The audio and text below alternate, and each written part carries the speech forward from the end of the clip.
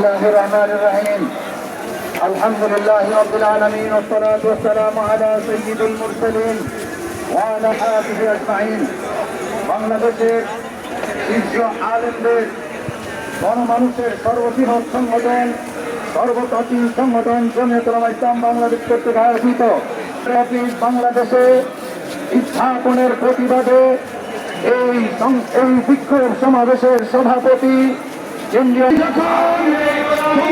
চালানো হয় আরাকানে যখন শহীদ করা হয় মানবাধিকার কমিশনের খুঁজে পাওয়া যায় না। ইতিহাস যাত্রা দেখা যায় যেখানে মানবাধিকার কমিশনের অফিস স্থাপিত হয় তারা কোনো বছরের অভ্যন্তরীণ বিষয়ে মানুষের মধ্যে বিনোদন সৃষ্টি করে দেশের স্বাধীনতা সর্বভারতে ধ্বংস করে। অন্তর্বর্তী সরকারের কাজ ছিল প্রকৃত ফ্যাসিস্টের বিচারের আওতায় আনা, সেদিকে অগ্রসর হয়ে পশ্চিমা সহযোগিতা হয় বাংলাদেশের স্বাধীনতা সার্বভৌমত্ব নিয়ে খেলা শুরু করেছে।